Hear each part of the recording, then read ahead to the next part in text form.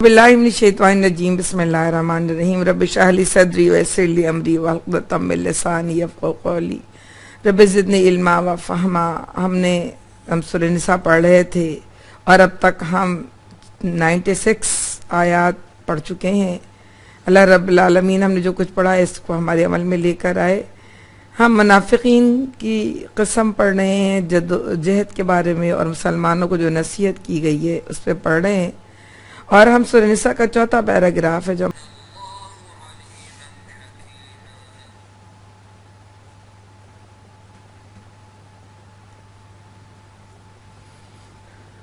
अल्लाह रब्बुल आलमीन ने यहाँ पर उसी मसले को दोबारा हाईलाइट किया है जो अभी हम पहले कह रहे थे कि जो लोग मुख्तलिफ मकामात पर मौजूद थे और वो हिजरत करके मदीने में नहीं आए।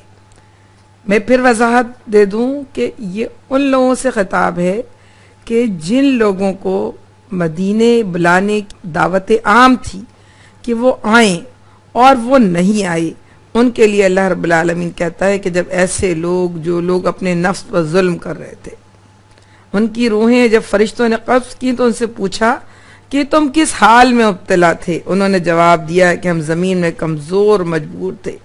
फरिश्तों ने कहा क्या खुदा की ज़मीन वसी ना थी कि तुम इसमें हिजरत करते। ये वो लोग हैं जिनका ठिकाना जहन्नम है और वो बड़ा ही बुरा ठिकाना है।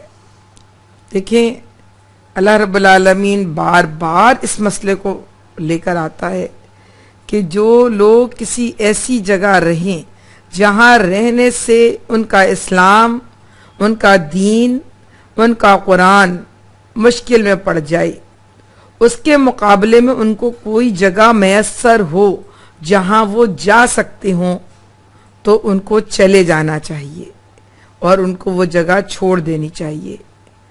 फी नफ्सई में ये बात कह सकती हूँ कि इस वक्त के जो इस्लामी ममलिकतें हैं वो अपने अंदर इतनी गुंजाइश नहीं पाती कि अपने अंदर मुख्तलिफ बड़ी बड़ी आबादियों को समेट सकें।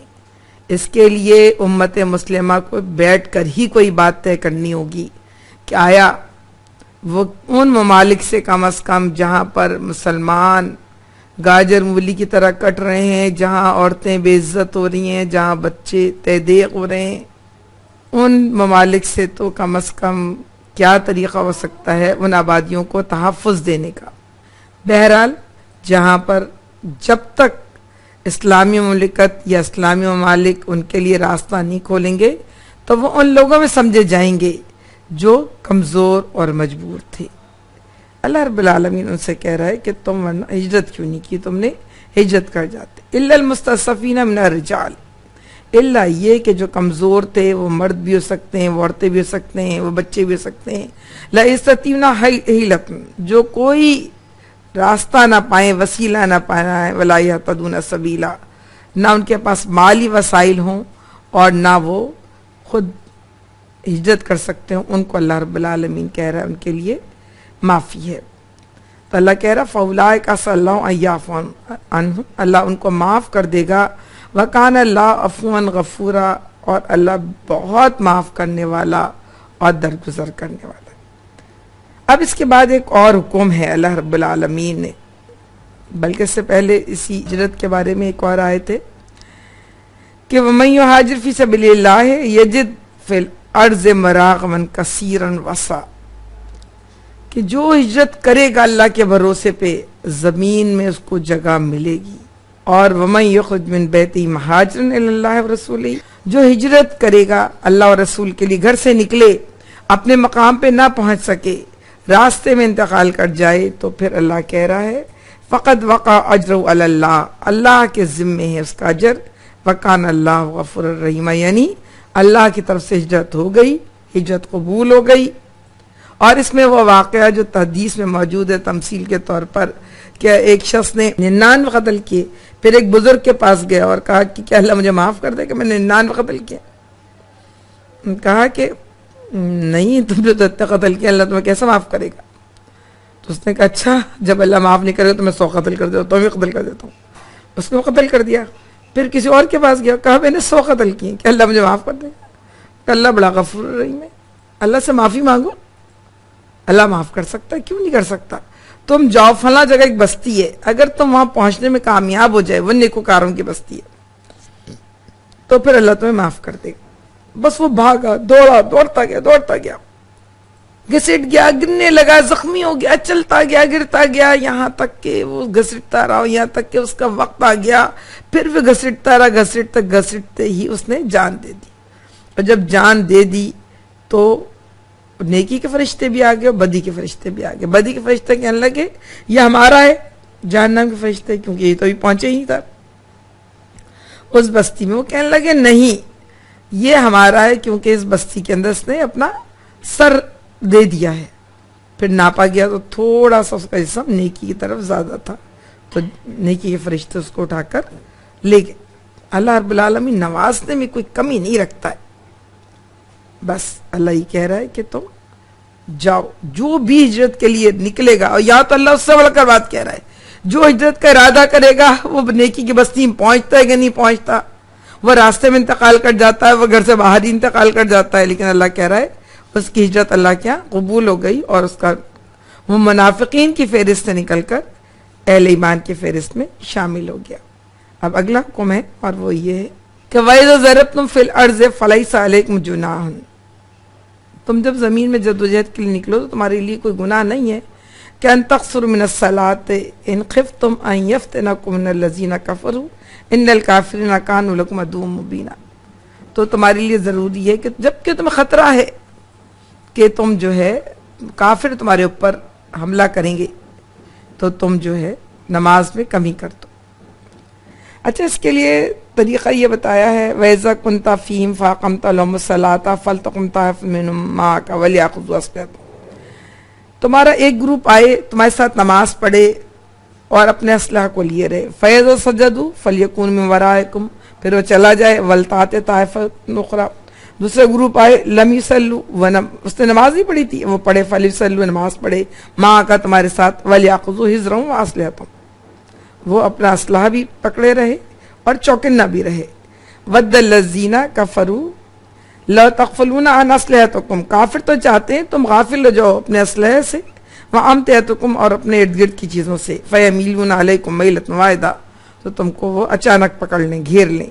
وَلَا جُنَاحَ عَلَيْكُمْ إِن كَانَ بِكُمْ أَذًى مِّن مَطَرٍ، ہاں گناہ نہیں ہے کہ اگر تم میں سے کوئی بیمار ہو یا بارش ہو رہی ہو، وَكُنْتُمْ مَرْضَىٰ، اور بیمار ہو، أَن تَضَعُوا أَسْلِحَتَكُمْ، کہ تم اپنا اسلحہ رکھ دو، وَخُذُوا حِذْرَكُمْ، لیکن چوکنا ضرور رہو، إِنَّ اللَّهَ أَعَدَّ لِلْكَافِرِينَ عَذَابًا مُّهِينًا، اور جان رکھو کہ اللہ رب العالمین جو ہے وہ بہت زیادہ کافروں کو گھیرے ہوئے اور سخت عذاب دے گا۔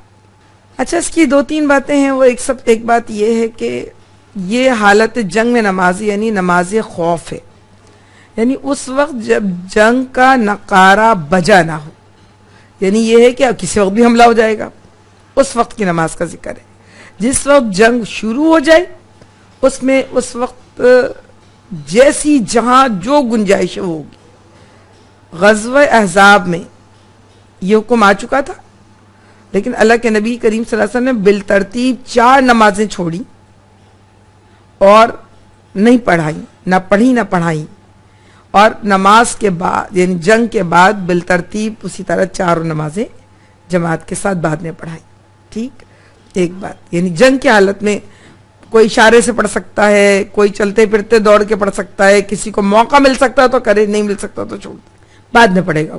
حالت خوف میں جو نماز قصر پڑھنے کا طریقہ ہے وہ 3 سے 4 طریقے ہیں۔ ایک پہلا طریقہ یہ ہے کہ امام نیت باندھے اور جو جتنے بھی میدان جنگ میں مجاہدین ہیں ان میں سے آدھے لوگ آئیں اور امام کے پیچھے نماز پڑھیں 1 رکعت، اور 1 رکعت کے بعد سلام پھیر کے واپس چلے جائیں، اور دوسرے جو بقیہ گروپ ہے وہ آ جائے اور وہ اپنی 1 رکعت کرے۔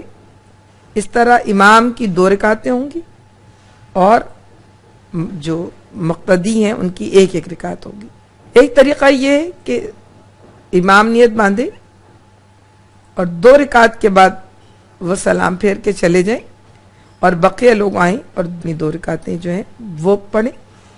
اس طرح امام کی 4 رکعتیں ہوں گی اور لوگوں کی 2 رکعت۔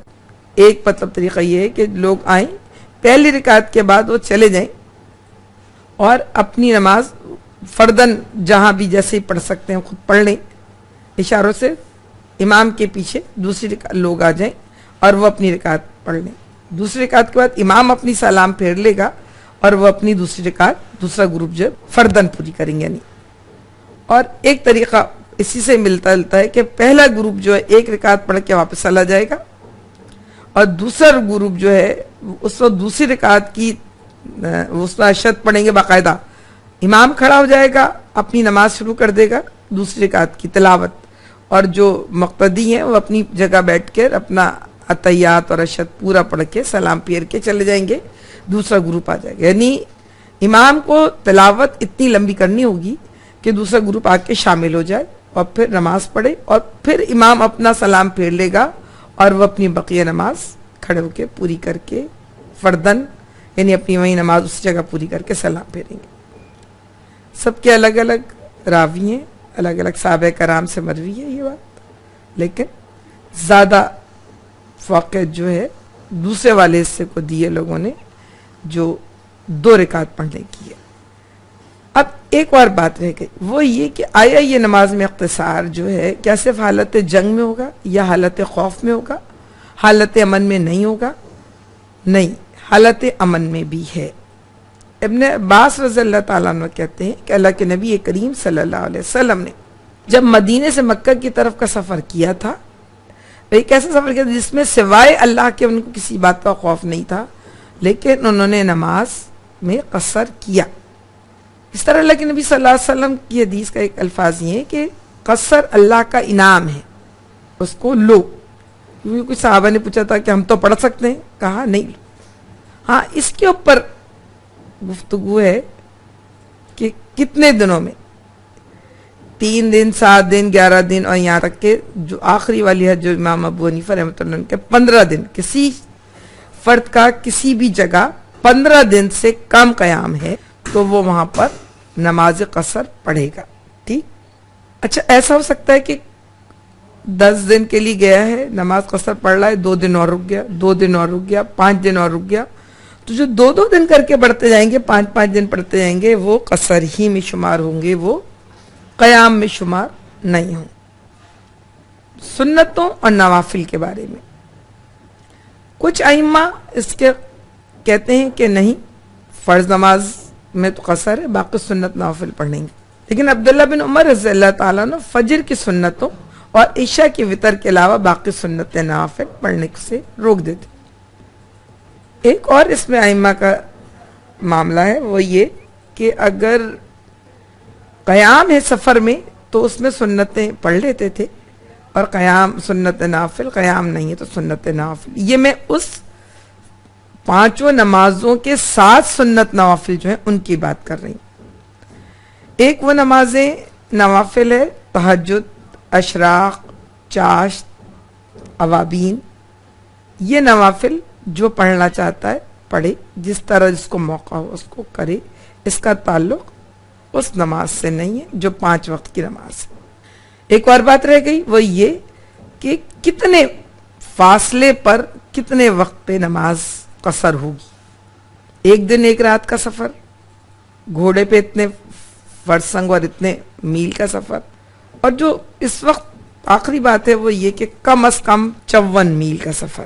کیونکہ ہم جہاز پہ جاتے ہیں تو ظاہر میں لاہور جاؤں گی تو 2-3 گھنٹے پہنچ جاتی ہوں، ویسے اگر ٹرین سے جاؤں گی تو 1 دن اور 1 رات، 24 گھنٹے پورے لگتے ہیں.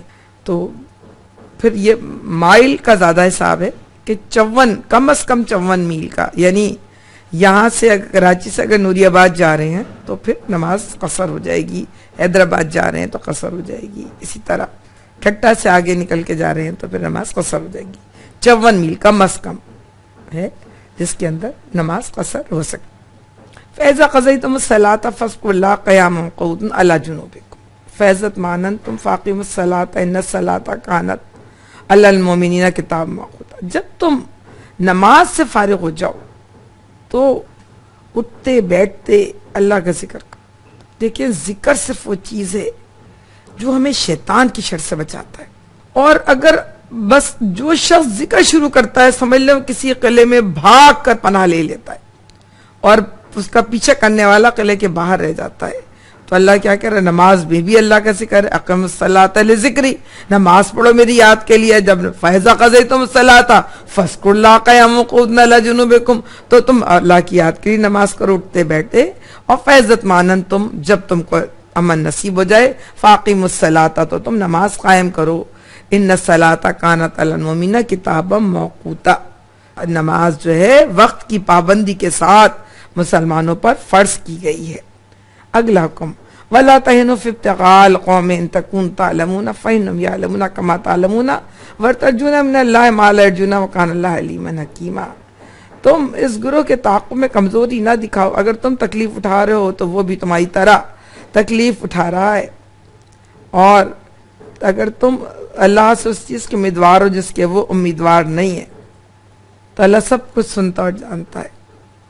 غزوات کے بعد کی بات ہے کہ جب ابو سفیان واپس پلٹ گیا تھا لے کے، تو اس کو خیال آیا کہ میں کیوں واپس پلٹ آیا، مجھے واپس آنا چاہیے.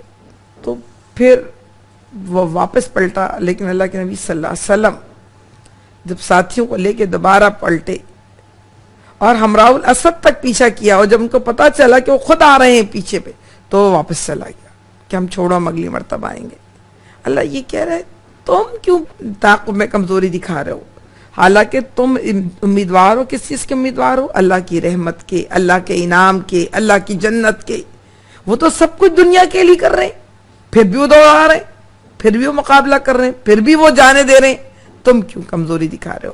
اللہ سب کچھ جانتا ہے اور حکمت والا ہے.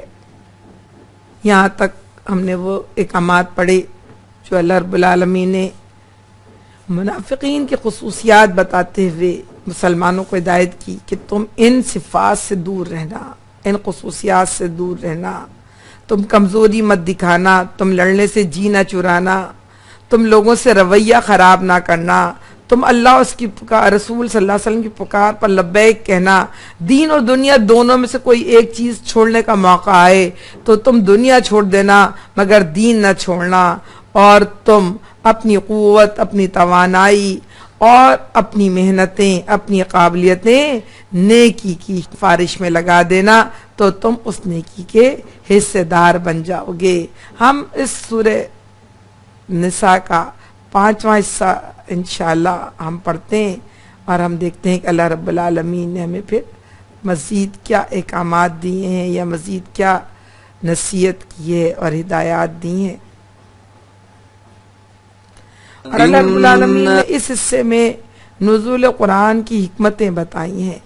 یہ ہم نے کل بھی جب عدل کے معاملے میں اس بات کی تھی کہ بات یہ تھی کہ ایک واقعہ شروع ہو رہا ہے اور معاملہ آیا تھا نبی کریم صلی اللہ علیہ وسلم کے پاس.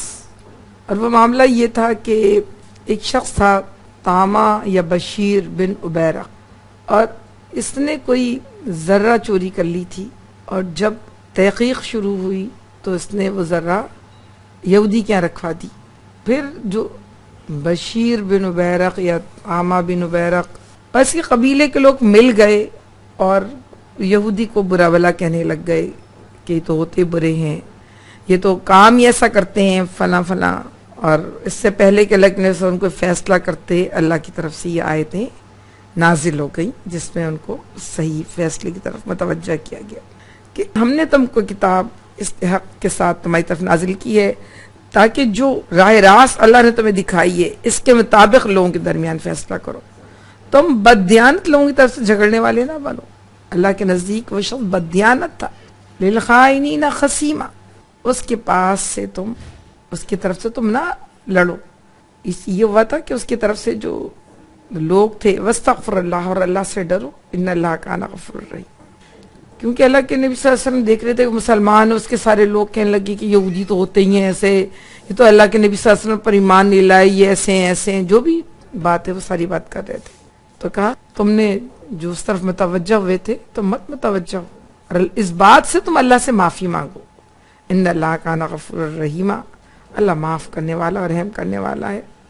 حالانکہ اللہ کے نبی صلی اللہ علیہ وسلم تو بات سن کر متوجہ ہوئے تھے. پھر اللہ اسی واقعے کو سامنے رکھتے ہوئے مزید ہدایت یا گفتگو جو کرتا ہے وہ اس طرح کرتا ہے وَلَا تُجَادِلْ عَنِ الَّذِينَ يَقْتَانُونَ أَنفُسَهُمْ إِنَّ اللَّهَ لَا يُحِبُّ مَنْ كَانَ خَوَّانًا أَثِيمًا. جو لوگ اپنے نفس سے خیانت کرتے ہیں تم ان کی حمایت نہ کرو، اللہ کو ایسا شخص پسند نہیں ہے جو خیانت کار اور معصیت پیشہ ہو۔ اللہ رب العالمین یہ بات کہہ رہا ہے کہ جو خیانت انسان دوسروں سے کرتا ہے سب سے پہلے وہ خیانت اپنے آپ سے کرتا ہے، اور اس کے پاس جو نفس لوامہ ہے، جو نفس ضمیر نامی چیز ہے، جو اللہ رب العالمین نے ہر انسان کو دیا ہے، اس کے اخلاق کا محافظ بنایا ہے، تو سب سے پہلے وہ اپنے ضمیر کو اتنا دباتا ہے، اتنا دباتا ہے، اتنا دباتا ہے کہ اس کو کچھ کہنے کے قابل نہیں چھوڑتا۔ تو اللہ رب العالمین کہہ رہا ہے کہ جو دوسروں کے ساتھ خیانت کرتا ہے دراصل سب سے پہلے وہ اپنے ساتھ خیانت کرتا ہے، کہ اپنے اوپر ظلم کرتا ہے۔ اور یہ ہے نا کہ سارے اعضاء زبان کے گرد ہاتھ جوڑتے ہیں صبح کے وقت کہ تمہاری وجہ سے ہم سب جہنم میں جائیں گے۔ تو جو شخص اپنے اوپر ظلم کرتا قیامت کے دن وہ لوگ گواہی دیں گے نا، اور وہ کہے گا اپنے حصے سے کہے گا کہ تم کیوں میرے خلاف بولنے لگ گئے؟ تو اب وہ کہیں گے کہ جس طرح تم کو اللہ نے پہلے دنیا میں بولنے کی طاقت دی تھی، آج اللہ نے ہمیں بولنے کی طاقت دی ہے۔ تم سمجھ رہے تھے اللہ نہیں دیکھ رہا، یعنی وہاں وہ بھی فریاد کریں گے کہ اللہ اس نے ہم سے غلط کام لیا۔ تو اللہ پہلے بتا رہا ہے کہ کوئی بعد میں اس قابل ہوتا ہے کسی پہ ظلم کرے، بعد میں اس قابل ہوتا ہے کسی کے ساتھ خیانت کرے، سب سے پہلی خیانت تو اپنی جان کے ساتھ کرتا ہے اور اس کے نقصان کے ساتھ کرتا ہے۔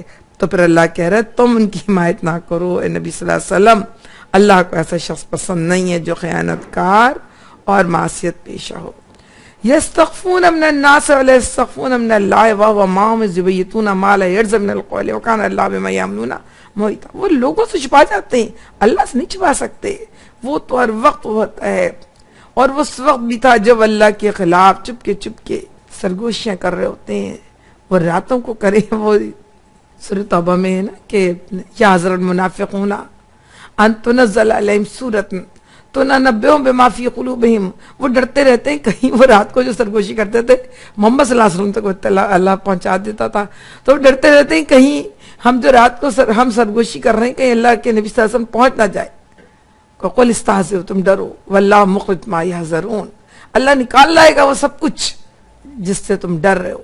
تو وہ اس وقت اللہ یہ کہہ رہا ہے کہ اللہ اس وقت ان کو جانتا ہے، وکان اللہ بما یعملون محیطا، وہ اللہ ہر چیز پر نگران ہے۔ ہاں انتم ہؤلاء جادلتم عنہم فی الحیات الدنیا فمن یجادل اللہ عنہم یوم القیامہ ام من یکون علیہم وکیلا، اور تم دنیا میں ان کے لیے جھگڑنے والے بن بھی جاؤ گے، شاید کچھ ایسی صورتحال ہو گئی ہوگی، اور وہ یہودی کو سمجھا رہے ہوں گے کہ تم نے لیے تو تم اقرار کر لو، اور وہ بار بار انکار کر رہا ہوگا کہ میں نے نہیں لی، میں نے وہ ذرہ نہیں اٹھائی، اور میں نہیں جانتا کہ میرے گھر میں کیسے پہنچی، اور میں نے نہیں رکھی۔ تو اس کو سمجھا رہے ہوں گے کہ دیکھو تم مان لو کہ تم نے غلطی کی ہے۔ تو اللہ کہہ رہا ہے ان کی طرف سے تم جھگڑنے والے مت بنو۔ وَمَن یُجَادِلِ اللَّهُ عَنْهُمْ يَوْمَ الْقِيَامَةِ، کون ان کی طرف سے قیامت میں جھگڑے گا؟ اَمَّن يَكُونُ عَلَيْهِمْ وَكِيلًا، کہاں سے لائیں گے وہ وکیل؟ تم دنیا میں تو تم کو بیوقوف بنا سکتے ہیں، اللہ کو کیسے نعوذ باللہ استغفر اللہ ایسا کر سکیں گے؟ ظاہر اپنی چرب زبانی سے اللہ کے نبی صلی اللہ علیہ وسلم نے وہی سنا جو وہ کہہ رہے تھے۔ اللہ کے نبی صلی اللہ علیہ وسلم بھی اللہ ہی کی بنائے ہوئے بندے و بشر تھے، تو وہ اتنا ہی جانتے تھے جتنا اللہ انہیں بتاتا تھا۔ پھر اللہ اس بات کو اور آگے بڑھاتا ہے وَمَن يَعْمَلْ سُوءًا يَظْلِمْ نَفْسَهُ ثُمَّ يَسْتَغْفِرِ اللَّهَ يَجِدْ اللَّهَ غَفُورًا رَحِيمًا۔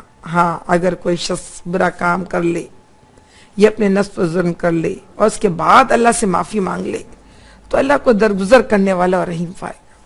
میں نے چغل خور کا قصہ آپ کو سنایا تھا نا کہ اس نے چغل خوری کی ہوگی، لیکن جب پکڑ کا وقت آیا اس نے اللہ سے معافی مانگی، اللہ نے پردہ بھی رکھ لیا، اللہ نے معاف بھی کر دیا۔ تو بات یہ کہ جب بھی کوئی غلطی کرے اللہ کہتا ہے تم جب بھی واپس پلٹ کر لوجد اللہ تواب الرحیم، اللہ کو بے حد معاف کرنے والا، مہربان اور رحم کرنے والا پاؤ گے۔ پھر اس معاملے کی طرف واپس آ رہے ہیں لمحہ وَمَن يَكْسِبْ إِثْمًا فَإِنَّمَا يَكْسِبُهُ عَلَى نَفْسِهِ، جو برائی کمائے تو اس کی کمائی اس کے لیے وبال ہوگی۔ وَكَانَ اللَّهُ عَلِيمًا حَكِيمًا، اللہ تمام باتوں کو جانتا اور حکمت والا ہے۔ وَمَن يَكْسِبْ خَطِيئَةً أَوْ إِثْمًا ثُمَّ يَرْمِ بِهِ بَرِيئًا فَقَدِ احْتَمَلَ بُهْتَانًا وَإِثْمًا مُبِينًا، جس نے کوئی خطا یا گناہ کر کے اس کا الزام کسی بے گناہ پر تھوپ دیا تو اس نے بڑے بہتان اور سری گناہ کا بار سمیٹ لیا۔ آپ دیکھیں اب اللہ رب العالمین واپس اس بات کی طرف آ رہا ہے کہ اس مسلمان نے جو تاما یا بشیر تھا، اس نے اپنا گناہ کس کے پاس ہمیں ڈالنے کی کوشش کی؟ اس نے اپنا گناہ ایک یہودی پہ ڈالنے کی کوشش کی، تو اس نے فقد تملا بہتان عثمان مبینہ، اس نے بڑا بہتان کا بھی بہتان لگانے کا گناہ، چوری کا گناہ اپنے اوپر رکھا، بہتان لگانے کا گناہ اپنے اوپر کا، اور اللہ کے نبی صلی اللہ علیہ وسلم کے ساتھ جھوٹ بولنے کا، اور اللہ کے نبی صلی اللہ علیہ وسلم کو مس گائیڈ کرنے کا بھی جو ہے، یعنی دوسری طرف متوجہ کرنے کا گناہ بھی، ہر طرح کا۔ اور جو اس کے ساتھ اس کے قبیلے کے لوگ مل گئے، وہ سمجھ رہے ہوں گے قبیلے کے لوگ کہ یہ صحیح ہے، تو وہ سارے گناہ، ساری گناہ کا بار اس نے اپنے ساتھ سمیٹ لیا۔ اللہ کے نبی صلی اللہ علیہ وسلم غلط فہمی میں مبتلا ہوئے نہیں تھے، لیکن غلط فہمی میں مبتلا کرنے کا انہوں نے ارادہ کر لیا تھا۔ وَلَوْلَا فَضْلُ اللَّهِ عَلَيْكَ وَرَحْمَتُهُ لَهَمَّتْ طَائِفَةٌ مِّنْهُمْ أَن يُضِلُّوكَ، یہ سی بات کہہ رہا ہے، انہوں نے سمجھ لیا تھا کہ ہم گمراہ کر دیں یا بھٹکا دیں۔ وَمَا يُضِلُّونَ إِلَّا أَنفُسَهُمْ، وہ کسی کو گمراہ نہیں کر رہے تھے۔ وَمَا يَضُرُّونَكَ، سوائے اپنی جانوں کے، مَا يَضُرُّونَكَ مِن شَيْءٍ، اور کسی کو کوئی نقصان نہیں تمہارے تمہیں پہنچا سکتے۔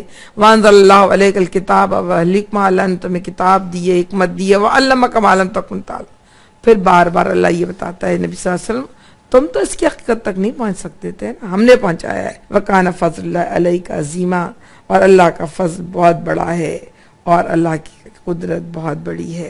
لا خیر فی کثیر من نجواہم الا من امر بصدق او معروف او اصلاح بین الناس۔ اب آگے بڑھنے سے پھر اللہ یہ پہلے یہ کہہ رہا ہے کہ کوئی جو سرگوشیاں ہوتی ہیں اس میں کوئی خیر نہیں ہوتا، الا یہ کہ کوئی صدقے کا کام چھپ کے کرے، کوئی کسی کی مدد کا کام چھپ کے کرے، کوئی کسی کی اصلاح کے لیے کوئی خاموشی سے کوئی طریقہ اختیار کرے، کوئی کسی کو فائدہ پہنچانے کے لیے کوئی خاموشی کا طریقہ اختیار کرے، بین الناس، لوگوں کے درمیان۔ وَمَن يَفْعَلْ ذَلِكَ ابْتِغَاءَ مَرْضَاتِ اللَّهِ فَسَوْفَ نُؤْتِيهِ أَجْرًا عَظِيمًا، اور جو ایسا کرے گا اللہ تعالیٰ کہتا ہم اس کو اجر عظیم عطا کریں گے۔ وَمَن يُشَاقِقِ الرَّسُولَ مِن بَعْدِ مَا تَبَيَّنَ لَهُ الْهُدَىٰ وَيَتَّبِعْ غَيْرَ سَبِيلِ الْمُؤْمِنِينَ نُوَلِّهِ مَا تَوَلَّىٰ وَنُصْلِهِ جَهَنَّمَ وَسَاءَتْ مَصِيرًا، مگر جو شخص رسول صلی اللہ علیہ وسلم کی مخالفت کا مربستہ اور اہل ایمان کے روش کے سوا کسی اور روش پر چلے، درا حالانکہ اس پر راہ راست واضح ہو چکی ہے، تو اس کو ہم اسی طرف چلائیں گے، ادھر وہ خود پھر گیا، اور اسے جہنم میں جھونکیں گے جو بدترین جائے قرار ہے۔ یہ ہوا یہ تھا کہ وہ شخص جس کے خائن جو مسلمان تھا اس کے خلاف جب مقدمہ ہو گیا تو اس منافق پر جاہلیت کا اتنا دورہ شدید پڑا کہ مدینے سے نکل کر وہ مسلمانوں اور اسلام کے دشمن مکہ میں چلا گیا، اور کھلم کھلا اسلام کی، مسلمانوں کی اور محمد صلی اللہ علیہ وسلم کی مخالفت پر آمادہ ہو گیا۔ اللہ رب العالمین کہہ رہا ہے ہم اسی طرف چلائیں گے جدھر وہ خود پھر گیا۔ اللہ نے اس کو طرف نہیں چلایا تھا، سزا تھی، قبول کر لیتا۔ جب انسان ہٹ دھرم ہو جاتا ہے تو اللہ اس سے منہ پھیر لیتا ہے، جب اللہ اس سے منہ پھیر لیتا ہے تو وہ اسفل السافلین بن جاتا ہے۔ اللہ رب العالمین یہ بتا رہا ہے، ہم دیکھیں دنیا کے معاملات میں ہم میں سے ہر ایک سے شاید اللہ نہ کرے میرے منہ میں غلطی ہو سکتی ہے، لیکن اپنی غلطی کا اقرار کر لینا، اپنی غلطی کو قبول کر لینا، اپنی غلطی کی معافی مانگ لینا، اور جو بھی اس کا مداوع ہو کر دینا ہی میری اور آپ کی نجات کا ذریعہ ہے، مسلمانوں کی نجات کا ذریعہ ہے۔ ورنہ ہم اس گناہ کے پھیر میں پھر اتنا آتے ہیں کہ جو کچھ اب تک کی کمائی گئی نیکیاں ہیں اس کو بھی ہم ضائع کر دیتے ہیں۔ یہ ہم نے سورہ نساء کا جو 5واں حصہ تھا وہ ہم نے پورا کیا۔ ہم اس وقت سورہ نساء کے 6 حصے کی طرف آگے بڑھ رہے ہیں۔ اللہ رب العالمین نے یہاں پر بنی اسماعیل علیہ السلام اور بنی اسرائیل یعنی اسماعیل علیہ السلام اور اسرائیل یعنی یعقوب علیہ السلام، ان کی اولادوں سے مجادلہ یعنی دلائل دیے ہیں اللہ رب العالمین نے، کہ آئیے دیکھیں یہاں پر اللہ رب العالمین ان سے کیا کہتا ہے اور رسول کی طرف متوجہ کر رہا ہے۔ ان اللہ لا یغفر ان یشرک بہ ویغفر ما دون ذلک لمن یشاء ومن یشرک باللہ فقد ضل ضلالا بعیدا۔ اللہ صرف شرک کو معاف نہیں کرے گا، اس کے علاوہ جو چاہے گا اللہ رب العالمین معاف کر دے گا۔ دیکھیں اس کا یہ مطلب نہیں ہے کہ ہم شرک نہ کریں اور جو دل چاہے کرتے چلے جائیں، نہیں، اس کا مطلب ہے شرک تمام گناہوں سے بڑھ کر گناہ ہے۔ اس کا مطلب یہ ہے کہ جو یہ اہل کتاب تھے بڑی بڑی باتیں بناتے تھے اور بڑے بڑے اپنے آپ کو دیندار کہتے تھے، چھوٹی چھوٹی باتوں پہ بڑے فتوے دیا کرتے تھے، دینداری ان کے کل بھی تھی اور آج بھی اس طرح کی رائج ہے۔ آپ جائیے جہازوں پر، آپ دیکھیے اگر ان کے کوئی ربی ان کے سفر کر رہے ہو نا تو ان کے اوپر کوئی قانون لاگو نہیں ہوتا، وہ پورا وقت زور زور سے اپنی باتیں جو ان کی کتاب میں لکھی ہیں اس کی کوئی خاص آواز سے وہ تلاوت کر رہے ہوتے ہیں یا جو بھی کر رہے ہوتے ہیں۔ ان کے لیے آج بھی کھانا حلال ہی آتا ہے ہمیشہ۔ بڑے سے بڑے انٹرنیشنل فائٹ پہ اگر آپ کھانا مانگیں، جیوس کا کھانا مانگے تو ہمیشہ حلال کھانا ملے گا۔ اللہ رب العالمین کہہ رہا ہے وہ سب اس وقت بہت اپنی دینداری کا روب رکھتے تھے۔ اللہ ہی کہہ رہا ہے دینداری کیسی دینداری ہے؟ وقالت الیہود عزیر ابن اللہ، یہودی کہتے ہیں عزیر علیہ السلام اللہ کا بیٹا ہے، وقالت النصارى مسیح ابن اللہ، اور عیسائی کہتے ہیں کہ مسیح جو ہیں وہ اللہ کے بیٹے ہیں۔ ذالک قولهم بافواہہم، یہ ان کے منہ کی نکلی باتیں، یضاہئون قول الذین کفروا من قبل، اس سے پہلے بھی انہوں نے کفر کیا تھا۔ قاتلنا اللہ انا یؤفکون، اللہ ان سے برا حساب لے گا۔ تو اللہ یہ کہہ رہا ہے کہ یہ بڑی بڑی باتیں پہلے ہیں، ترتیب ہے۔ میں خالی چٹیل میدان میں بیٹھی ہوں، پہلے چھپر ڈالوں گی، کوئی دیوار اٹھاؤں گی، کوئی کپڑا ڈالوں گی، کوئی چھت ڈالوں گی، پھر کچھ ہمت ہوگی تو کوئی کمرہ بناؤں گی، کوئی بنیاد کھودوں گی، پلاسٹر کروں گی، پھر ہوگا تو رنگ کروں گی، پھر اس کے بعد آئے گا کہ کوئی پلنگ رکھوں گی، پھر اس کے بعد آئے گا کہ کوئی گلدان اور پھول بھی لا کے سجاؤں گی، پھر اس کے بعد آئے گا کہ میز پوش پہ کوئی کپڑا، میز پہ کوئی میز پوش بھی ڈالوں گی، کور بھی ڈالوں گی، کوئی لون میں پھول بھی لگا لوں گی۔ ترتیب سے ہی چلتا ہے۔ تو سب سے پہلی بات جو اس کو اللہ کہتا ہے نا کہ جب بڑے بڑے گناہوں سے جو آدمی پرہیز کرتا ہے، وَيُكَفِّرْ عَنْكُمْ سَيِّئَاتِكُمْ، اس کے چھوٹے چھوٹے گناہ اس سے دور کر دیتے ہیں۔ تو اللہ کیا شرک کی بخشش نہیں۔ شرک اللہ کے نبی صلی اللہ علیہ وسلم نے کہا میری امت میں ایسے داخل ہوگا جیسے سیاہ رات میں سیاہ پتھر پر سیاہ چیٹی۔ کسی نے اپنے نبیوں کو شامل کر لیا تھا، تو کسی نے بتوں کو شامل کیا، تو ہم نے بزرگوں کو جگہ دے دی اس کی۔ ہم بتوں کو نہیں پوچھتے پتھر کے، ہم بزرگوں کو پوچھتے ہیں۔ بس دنیا میں نہیں ہے، ان کے نام پر کیا کیا گل کھلاتے ہیں یہ تو رب ہی جانتا ہے، اس پہ گفتگو کریں تو شاید یہی کافی ہو جاتی ہے۔ اللہ کہہ رہا ہے اللہ شرک کو معاف نہیں کرے گا کسی بھی قیمت پہ، باقی جو چاہے گا اللہ معاف کر دے گا۔ جو لوگ اللہ سے شرک کرتے ہیں دراصل وہ اپنا راستہ گم کر دیتے ہیں اور پھر ان کے لیے کوئی بچنے کی گنجائش باقی نہیں رہتی۔ جو راستہ ایک مرتبہ گم کر دے پھر وہ کیسے منزل پہ پہنچ سکتا ہے، الا یہ کہ کوئی واپس آ جائے اپنے راستے کی طرف۔ تو ہم سب کو بھی اس شرک کو جو ہمارے گھروں ہماری دنیا میں پایا جاتا ہے اس کو دیکھنا بھی ہوگا اور اس سے واپس اپنے راستے کی طرف آنا بھی ہوگا۔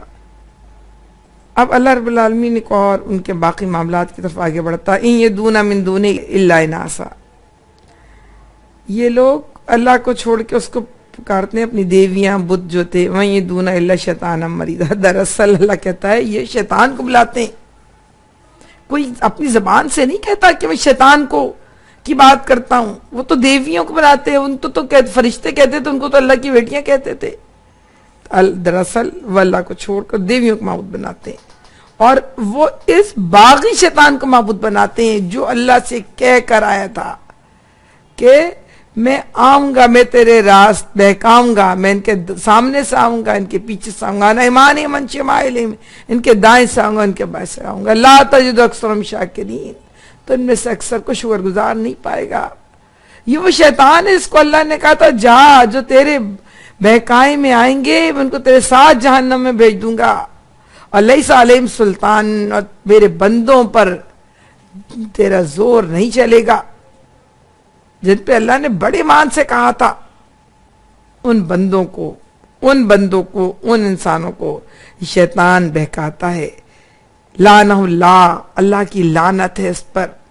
وقال لا تخزن، اس نے کہا تھا اللہ سے لا تخزن من عبادک نصیبا مفروضا، میں تیرے بندوں میں سے اپنا حصہ لے کر رہوں گا. ولا ادلنہم ولا امنینہم ولا آمرنہم، میں ان کو گمراہ کروں گا، میں ان کو خواہشوں میں الجھاؤں گا، میں ان کو حکم دوں گا. فلا یبتکن اذان الانام، وہاں پہ یہ تھا کہ اونٹنیاں کو اگر کوئی اتنے بچے، ان کے مختلف توہمات ہے کہ اتنے بچے اگر دے دے گی تو اس کو پن کر کے کان کاٹ کے اس طرح کچھ نشان لگا کے چھوڑ دیتے تھے. اور بھی بہت ساری اس طرح کے حام، صاحبہ، وسیلہ، اس طرح کے ان کے نام تھے، اس طرح کے ان کے طریقے تھے جو وہاں رائج تھے. تو اس میں ضرور ایسا کروں گا، یعنی اسلام نے ایسا کرنے کے لیے نہیں کہا تھا، اللہ نے ایسا کرنے کے لیے کہا تھا، وہ کرے تھا. ولا آمرنہم، اور میں ان کو حکم دوں گا. فلا یغیرن خلق اللہ، کہ اللہ کی خلق میں تبدیلی کریں. اللہ کی خلق میں تبدیلی سے یہ مراد نہیں ہے کہ جو اللہ نے جیسا پیدا اس میں کوئی تبدیلی نہ آئے. اگر ایسا ہو تو پورا دنیا کا سارا کام شیطانی کہلائے گا. کہ ظاہر ہے لکڑی آتی ہے تو اس میں سے ہم چیزیں بناتے ہیں، گندم آتا ہے تو اس میں سے ہم روٹی پکاتے ہیں، چاول کی بالیں آتی ہیں تو نکال کے پلاؤ اور بریانی بناتے ہیں. اس کا مقصد یہ ہے کہ اللہ نے جو چیز جس مقصد کے لیے پیدا کی ہے اس کو اس مقصد میں استعمال نہ کریں، دوسرے مقصد میں استعمال کریں. جیسے مرد عورت کا تعلق نکاح کے ساتھ ہم بغیر نکاح کریں، عمل قوم لوط، یا کسی کو ہم بانجھ بنائیں، مرد کو عورت بنانے کی کوشش کریں، عورت کو مرد بنانے کی کوشش کریں، یا ہم عورتوں سے وہ کام کروائیں جس کے لیے عورت نہیں بنی ہے، مرد بنایا گیا ہے، اور اس کے لیے دلیل دیں، اس کے لیے کوشش کریں. تو فَلَا يُغَيِّرُنَّ خَلْقَ اللَّهِ مَن يَتَّخِذِ الشَّيْطَانَ وَلِيًّا، جس نے شیطان کو اپنا دوست بنا لیا، من دون اللہ، اللہ کے علاوہ، فقط خسر خسرانا مبینہ، اس نے دراصل بڑا خسارے کا سودا کیا. کمثل شیطان قال انسان اکفر، شیطان کی مثال ایسی ہے کہ انسان سے کہتا کفر کر لے. فلما کفر قال ان بری منکم، پھر اس سے بری ہو جاتا ہے. انی اخاف اللہ رب العالمین، کہتا مجھے اللہ رب العالمین سے ڈر لگتا ہے. یعیدہم ویمنیہم وما یعیدہم الشیطان الا غرورا، وہ ان لوگوں سے وعدہ کرتا ہے، انہیں امید دلاتا ہے، مگر شیطان کے سارے وعدے بجس فریب کے اور کچھ نہیں ہے. اصل بات یہ ہے کہ شیطان کا سارا کاروبار ہی وعد اور امیدوں کے بل پہ چلتا ہے. وہ انسان کو انفرادی طور پر، اجتماعی طور پر غلط راستے کی طرف لے جانا چاہتا ہے، اس کو سبز باغ دکھاتا ہے، اس کو لذتوں کی طرف بلاتا ہے، اس کو کامیابیوں کی توقع دلاتا ہے، اس کو بلندیوں تک پہنچ جانے کی بات کرتا ہے، اس کو اطمینان دلاتا ہے کہ میں تمہارا سچا خیر خواہ ہوں. حضرت آدم علیہ السلام کے پاس پہنچ کے کہا تھا نا کہ دراصل تم کو اس لیے ہم نے اس درخت کے کھانے کی طرف منع کیا ہے کہ جو ہم لوگوں نے کھایا ہوا ہے نا، ہم تو فرشتوں میں دیکھو اور ہمیشہ بھی زندگی پاتے ہیں، تو تم اگر اس کو کھا لو گے تو فرشتے ہو جاؤ گے، ان تکونوا ملکین اور تکونوا خالدین، اور ہمیشہ زندگی پا لو گے. اور وقاسموا انی لکم من الناصحین، اور قسم کھا لی کہ میں تمہارا سچا خیر خواہ ہوں، تم ایک مرتبہ کام کر لو، اللہ سے معافی مانگ لینا. شیطان عالم کے پاس علم کے راستے سے آتا ہے، جاہل کے پاس جہل کے راستے سے آتا ہے، اور زاہد کے پاس زہد کے راستے سے آتا ہے. ہم میں سے ہر ایک کا، کوئی ایک عالم اپنی گفتگو کرتے ہوئے کہہ رہے تھے کہ جو آپ کا شیطان ہے نا وہ آپ کی طرح سادہ انسان ہے، میرا جو شیطان ہے وہ میرے ساتھ سکھر گیا تھا عالم بننے کے لیے اور وہ عالم بن کر آیا ہے. تو میں کہتی ہوں جو میری شیطان ہے نا وہ میری طرح کی نازمہ ہے، اس کو پتا ہے مجھے کیسے بہکانا ہے، اس کو پتا ہے آپ کو کیسے بہکانا ہے. ہم میں سے ہر ایک کا شیطان اس کی نفس سے واقف ہوتا ہے. آپ دیکھیں ہم کتنا ارادہ کریں ہم شیطان کہنا نہیں مانیں گے، مگر ہم شیطان کے بہکاوے میں آتے ہیں. آپ نے اسکولوں میں دیکھا بچے جب داخل ہو رہے ہوتے ہیں، بالکل بچے چھوٹے چھوٹے ہوتے ہیں، رو رہے ہوتے ہیں، دھو رہے ہوتے ہیں، کہتے اسکول نہیں جائیں گے، لیکن مسوں کے چہرے پہ اطمینان ہوتا ہے. 50 60 100 200 بچے رو رہے دھاڑے مار مار کے، وہ جو 4 5 6 8 میں سے کھڑی تھی ان کو اطمینان ہوتا ہے، ان کو پتا ہوتا ہے کہ ان کو کیسے قابو کرنا ہے. وہ بالکل کبھی آپ دیکھیں فرسٹ ڈے تو آپ دیکھیں وہ بچے ماؤں سے لے رہی ہوتی ہیں، ماؤں کو باہر اور اندر لے گئی، بس پھر اس کے بعد اگلے دن دوسرے دن تیسرے دن چوتھے دن بچہ سیٹ. انہیں پتا ہے کہ بچوں کس طرح کنٹرول کرنا ہے. شیطان کا ایکسپیرینس ہم سے کئی گنا زیادہ ہے. اس کو پتا ہے کہ انسان کیسے بہکے گا، انسان کو کس طرح بہکایا جائے گا. یہ کوئی چھوٹی بات نہیں کہہ رہی میری بہنوں، میں بڑی بات. اس سے بچنے کا صرف اور ایک طریقہ ہے جو ابھی ہم پڑھ چکے ہیں، فَإِذَا قَضَيْتُمُ الصَّلَاةَ فَاذْكُرُوا اللَّهَ قِيَامًا وَقُعُودًا عَلَى جُنُوبِكُمْ. اٹھتے بیٹھتے سوتے جاگتے اللہ کا ذکر کو. جب شیطان کا وسوسہ آئے تو اللہ کی پناہ مانگ لیا کرو. نزغن فاستعذ باللہ. جب وَإِمَّا يَنزُغَنَّكَ مِنَ الشَّيْطَانِ، جب تمہیں شیطان بہکائے، نزغن تمہیں اکساہٹ محسوس کرو، فاستعذ باللہ اللہ سے مدد مانگ لیا کرو، اللہ کا ذکر شروع کر دیا کرو، اللہ کا کو یاد کرو تو ہم شیطان سے بچ سکتے ہیں. مگر شیطان کے سارے وعدے بجز فریب کے اور کچھ بھی نہیں ہیں. یہ بات کاش میں سمجھ جاؤں، کاش ہم سب سمجھ جائیں تو ہمیں زندگی میں بہت سارا من آ جائے گا. اللہ پھر آگے بڑھاتا ہے بات کو، اولئک مأواہم جہنم ولا یجدون عنہا محیطا. ان لوگوں کا ٹھکانہ جہنم ہے جس سے خلاصی کی کوئی صورت یہ نہ پائیں گے. کون؟ جنہوں نے دنیا میں شیطان کو اپنا معبود بنایا. کون؟ جو شیطان کے کہنے کے پر چلتے ہیں، جو اللہ پکارتا رہا اور یہ شیطان کی طرف لبیک کہتے رہے. تو بہرحال اللہ کہتا ہے والذین آمنوا وعملوا الصالحات سندخلهم جنات تجری من تحتها الانہار خالدین فیہا ابدا وعد اللہ حقا ومن اصدق من اللہ قیلا. جو ایمان لائیں گے، جو نیک عمل کریں گے، ان کو جنتیں ملیں گی اور یہ اللہ کا وعدہ ہے. اور اللہ سے بڑھ کر کون کس کی بات سچی ہو سکتی؟ لیس بامانیکم ولا امانی من اہل الکتاب. نہ تمہاری خواہشوں پر ہم عمل کریں گے، یعنی محمد صلی اللہ علیہ وسلم کے ساتھیوں کو کہا جا رہا ہے، مسلمانوں کو، ولا امانی اہل الکتاب، اور نہ اہل کتاب کی. من یعمل سوء یجز بہ، جو برا عمل کرے گا اس کا بدلہ پائے گا. ولا یجد لہ من دون اللہ ولیٰ ولا نصیرا.